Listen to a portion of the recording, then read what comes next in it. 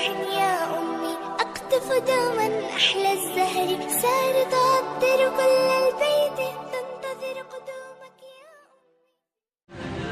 مفتی صاحب حنفیہ کے نزدیک تراویح سنت مؤکدہ ہونے پر دلائل دے دیجئے. بہت سے لوگ کہتے ہیں کہ یہ اصل میں تہجد کی نماز ہے اور نفل ہے, سنت مؤکدہ نہیں, تو ہم انہیں کیا دلیل دیں؟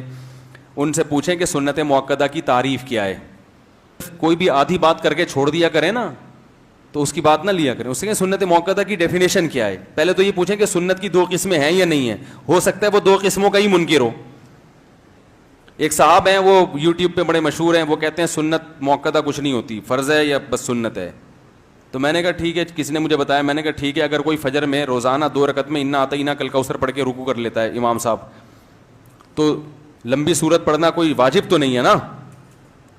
تو روزانہ فجر میں اتنی مختصر سورت پڑھتا ہے, تو کیا مقتدی اس کو چھوڑیں گے؟ بولو نا. لوگ بولیں گے بھائی فجر میں کو طول دینا کیا ہے, سنت ہے. اب وہ کہے کہ سنت ہے, فرض تو نہیں ہے نا, تو ہم کہیں گے بھائی بے شک فرض نہیں ہے, لیکن یہ سنت مؤکدہ ہے. نبی نے ہمیشہ 2 فرض جو پڑھے فجر کے, ان میں قرات بولو بھائی لمبی کی ہے. اگر آپ مختصر قرات کرو گے آپ کو امامت سے نکال. اب آپ قل اللہ پڑھ کے 2 رکعتیں پڑھ رہے ہو, حالانکہ فرض نہیں ہے لمبی قرات کرنا, واجب بھی نہیں ہے. تو سنت مؤکدہ کا مطلب کیا ہوتا ہے کہ یہ نہیں کرو گے تو قابل ملامت. لوگ ملامت کریں گے امام صاحب تھوڑی سی لمبی قرات کیا کریں, یہ انا اعطیناک فجر میں نہیں چلے گی, مغرب میں ٹھیک ہے. تو بالکل تراویح کا بھی ایسا ہی مسئلہ ہے کہ رسول اللہ صلی اللہ علیہ وسلم نے رمضان میں قیام اللیل کی اتنی فضیلت کہ جہاں روزے کا ذکر وہاں قیام اللیل کا بھی ذکر ہے رمضان میں. پتہ چلا روزہ اور قیام اللیل ساتھ ساتھ جڑے ہوئے ہیں. اب قیام اللیل کو فرض تو نہیں ہم قرار دے سکتے, کیونکہ یہ تو تراویح نبی نے 3 دن بعد چھوڑی اس لیے کہ فرض نہ ہو جائے. تو کم سے کم درجہ اس کا کیا ماننا پڑے گا؟ سنت مؤکدہ. کیونکہ اگر اس سے بھی کم لے گئے پھر اس میں اور عام دنوں میں کوئی فرق نہیں رہے گا. یعنی پھر عام دنوں میں رات کی نماز میں اور رمضان کی رات کی نماز میں کوئی فرق نہیں رہے گا. تو وہ فرق جب ہی ہوگا جب عام دنوں کی رات کی نماز کو, چاہے وہ تہجد ہے یا کچھ بھی ہو, عام دنوں میں تو تراویح ہوتی نہیں ہے نا, تہجد ہی ہوتی ہے قیام اللیل میں, تو اس کو ہم نفل کہیں, اور رمضان میں ہم کیا کہیں؟ سنت مؤکدہ. اب سوال یہ پیدا ہوتا ہے کہ پھر اس میں تو سنت مؤکدہ بھی داخل ہوگی, سنت مؤکدہ تہجد بھی داخل ہوگی. اس میں تراویح کی کیا خصوصیت ہے؟ تراویح کی خصوصیت یہ ہے کہ ہم دیکھتے ہیں کہ تہجد پورے سال پڑھی جاتی ہے, جبکہ تراویح صرف کس کے ساتھ خاص ہے؟ رمضان کے ساتھ خاص. تو جب یہ رمضان کے ساتھ خاص ہے تو وہ تہجد تو پورے سال ہے نا, اس میں تو یہ رمضان ہو غیر رمضان ہو, نبی 8 رکعتیں اکثر پڑھا کرتے تھے.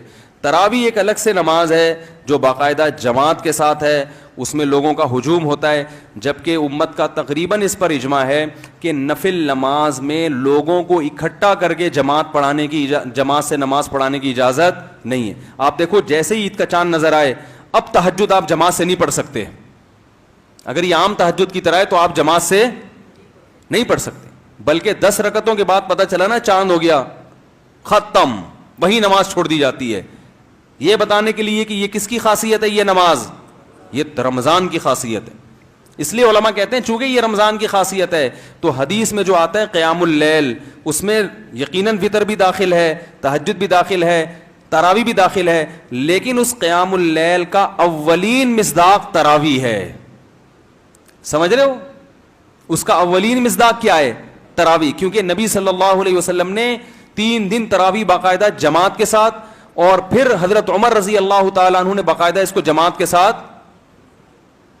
رائج کیا اس کو, اور پھر پوری دنیا میں جو اس وقت صحابہ کرام تھے, علماء تھے, سب نے حضرت عمر کے اس عمل کو لیا, کسی نے بھی حضرت عمر پہ اعتراض نہیں کیا. تو اس کی علامت ہے کہ یقیناً ان کے پاس محمد صلی اللہ علیہ وسلم سے کوئی دلیل ہوگی, جو دلیل ہم تک نہیں پہنچی لیکن صحابہ تک پہنچی تھی. ایسا ہو سکتا ہے کہ ایک دلیل ہم تک نہیں پہنچی, حضرت عمر تک پہنچ گئی. تبھی تو کہتے ہیں نا, حضرت امام ابو حنیفہ سے کسی نے پوچھا کہ آپ کے پاس تراویح کے سنت ہونے کی کیا دلیل ہے, تو انہوں نے وہ بخاری والی حدیث پیش نہیں کی کہ نبی صلی اللہ علیہ وسلم رمضان میں اور غیر رمضان میں 8 رکعتیں پڑھتے تھے, یہ نہیں پیش کی. اگر یہ تراویح کی دلیل ہوتی نا تو امام حنیفہ اس مشہور حدیث کا حوالہ دیتے کہ حضرت عائشہ سے یہ مروی ہے, بلکہ انہوں نے کیا دلیل دی؟ ما رأیت عمر مبتدعا, میں عمر بن خطاب کو بدعتی نہیں سمجھتا. کیا مطلب؟ عمر بن خطاب کے پاس یقیناً کوئی دلیل ہوگی, اگر وہ 8 رکعتیں جو رمضان غیر رمضان میں وہ تراویح کی دلیل ہوتی تو امام مالک اس حدیث کو اپنی کتاب میں ذکر کرتے ہیں، لیکن 20 رکعتوں کا قول 8 رکعتوں کا قول نہیں کرتے. اس سے پتہ چلا کہ امام مالک بھی اس حدیث سے تراویح مراد نہیں لے رہے. اور جو موطا کی حدیث ہے جس میں آتا ہے کہ حضرت عمر نے 8 رکعتیں شروع کروائی ہیں، وہ بھی حدیث ضعیف ہے. اس کی بھی بڑی دلیل کیا ہے کہ اس حدیث کو موطا امام مالک کے جو مؤلف ہیں امام مالک وہ نہیں مان رہے. کیونکہ اگر امام مالک رحمۃ اللہ علیہ موطا کی اس حدیث کو درست مانتے جو ان کی اپنی کتاب میں ہے تو امام مالک بھی 8 رکعتوں کے قائل ہوتے، جبکہ امام مالک 36 رکعتوں کے قائل ہیں. تو بھائی نہ حضرت عمر کی 8 رکعت والی روایت کو امام مالک مان رہے ہیں، نہ حضرت عائشہ کی تہجد والی 8 رکعت کو امام مالک مان رہے ہیں، نہ امام شافعی اس سے استدلال کر رہے ہیں، نہ امام احمد بن حنبل استدلال کر رہے ہیں، اور نہ امام حنیفہ استدلال کر رہے ہیں.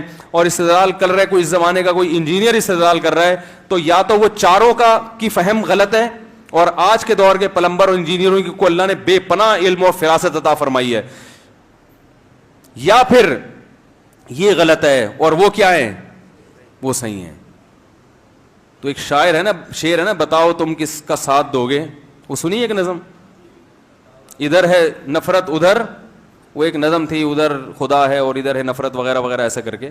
تو ایک ایسا طرز عمل جس سے تمام مجتہدین پر سے اعتماد ختم ہو رہا ہو وہ زیادہ بہتر ہے، یا قرآن و سنت کی ایسی تشریح کی جائے جس سے مجتہدین پر اور زیادہ اعتماد پیدا ہو رہا ہو. تو حضرت عمر نے جو شروع کروائی وہ بھی قیام اللیل ہے، تہجد بھی قیام اللیل ہے، اور وطر بھی قیام اللیل ہے. لیکن جب رمضان میں قیام اللیل کی بات آئے گی تو سب سے پہلے ذہن کہاں جائے گا، اس نماز کی طرف جو رمضان کے ساتھ خاص ہے، اور وہ تراویح ہے. تو اس لیے علماء تراویح کو عام نوافل کی طرح نہیں بلکہ سنت مؤکدہ کہتے ہیں. اور چونکہ جمہور کے نزدیک 20 رکعتیں ہیں، امام احمد بن حنبل سے 2 قول ملتے ہیں، 20 رکعتوں والا بھی، اور ایک اختیار بھی دیتے ہیں کہ اس بارے میں جتنی روایتیں منقول ہیں، 8 کا وہ بھی نہیں کہتے، کہتے ہیں 16 بھی منقول ہیں، 36 بھی منقول ہیں، 24 بھی منقول ہیں، تو ان میں سے جتنی چاہے پڑھ لو. لیکن دوسرا قول امام احمد کا بھی ہے کہ بہتر کیا ہے، 20 رکعتیں. مختار ان کے نزدیک بھی ہے، اور باقی تینوں ائمہ سے تو صراحت ہے 20 رکعت سے کم کا کوئی قائل نہیں ہے. تو اس لیے علماء احناف کا یہ فتویٰ ہے کہ 20 رکعتیں ہی سنت مؤکدہ ہیں. ہاں کبھی کسی عذر سے چھوٹ جائے، تھکاوٹ ہے، سفر ہے، تو سنت مؤکدہ کا حکم یہ ہے کہ کبھی کبھار چھوڑنے میں کوئی حرج نہیں ہے، لیکن چھوڑنے کا بالکل معمول بنا لینا. تو ہم یہ نہیں کہہ رہے کہ گناہ گار ہوگا، لیکن ایسا آدمی بہرحال قابل ملامت ہے، اس کو ملامت کی جائے گی کہ ایک چیز کی اتنی فضیلت اور نبی نے اتنا ابھارا، پھر خلفائے راشدین نے اس کو باقاعدہ زندہ کیا، آپ اس عبادت کو عام نوافل کی طرح چھوڑے چلے جا رہے ہو. تو یہ اچھا عمل نہیں ہے، آپ کو ایسا نہیں کرنا چاہیے. مسلمان ہو، آپ پر یہ چیز سوٹ نہیں کرتی.